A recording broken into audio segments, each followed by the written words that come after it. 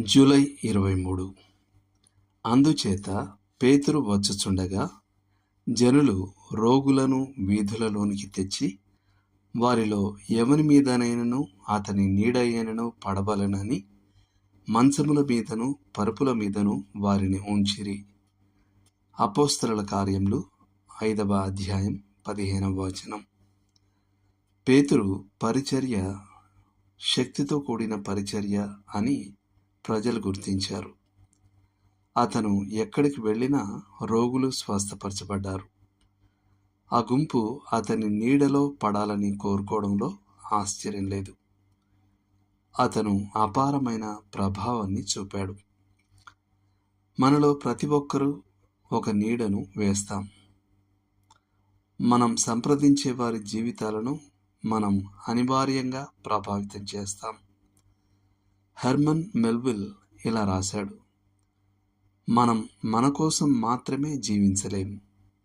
మన జీవితాలు 1000 అదృశ్య దారాలతో ముడిపడి ఉన్నాయి. మరియు ఈ సానుభూతి ఫైబర్ల వెంట మన చర్యలు కారణాలుగా పరిగెత్తి ఫలితాలుగా మన వద్దకు తిరిగి వస్తాయి. నీవు ఒక సువార్తను రాస్తున్నావు. ప్రతిరోజు ఒక అధ్యాయం. నీవు చేసే క్రియల ద్వారా, నీవు చెప్పే మాటల ద్వారా, విశ్వాసులైనా అవిశ్వాసులైనా నీవు వ్రాసేది చదువుతారు. చెప్పు, నీ ప్రకారం సువార్త ఏమిటి? సువార్తలలో ఏది తనకి ఇష్టమైందని అడిగినప్పుడు ఒక వ్యక్తి నా తల్లి సువార్త అని జవాబిచ్చాడు. జాన్ వెస్లీ ఒకసారి ఇలా అన్నాడు: నేను ఇంగ్లాండ్లోని వేదాంతులందరికంటే నా తల్లి నుండి క్రైస్తవ్యం గురించి ఎక్కువ నేర్చుకున్నాను. మనలో ప్రతి ఒక్కరిని ఎవరో ఒకరు చూసి ఒక క్రైస్తవుడు సరిగ్గా ఇలాగే ఉండాలి అని అనుకుంటారని గ్రహించడం గంభీరమైన విషయం. అది ఒక కుమారుడు లేదా కుమార్తె, ఒక స్నేహితుడు లేదా పొరుగువాడు, ఒక ఉపాధ్యాయుడు లేదా విద్యార్థి కావచ్చు. నీవు అతని హీరో, అతని ఆదర్శం, అతని నమూనా. నీవు అనుకున్న దానికంటే ఎక్కువగా అతను నిన్ను గమనిస్తాడు. నీ వ్యాపార జీవితం, నీ సంఘ జీవితం, నీ కుటుంబ జీవితం, నీ ప్రార్థనా జీవితం, ఇవన్నీ అతను అనుకరించడానికి ఒక నమూనాను నిర్దేశిస్తాయి. అతను నీ నీడ తనపై పడాలని కోరుకుంటాడు. సాధారణంగా మనం నీడలను శూన్యమని భావిస్తాం. అయితే మనం ప్రసరింపజేసే ఆత్మీయ నీడ వాస్తవమైనది.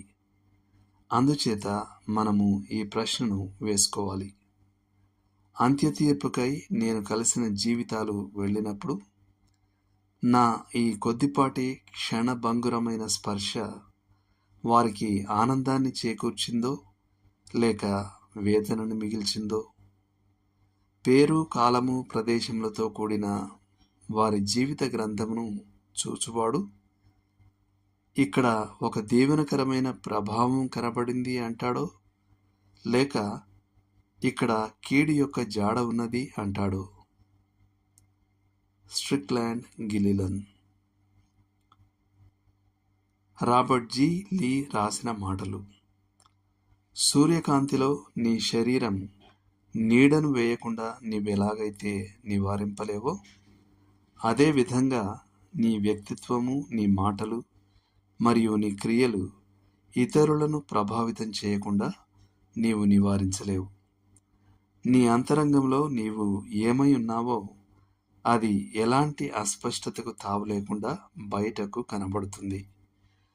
కేవలము భాష, బలమైన ప్రబోధాలు వర్ణించుటకు చాలని ఒక ప్రభావాన్ని నీవు ప్రసరింపజేస్తావు.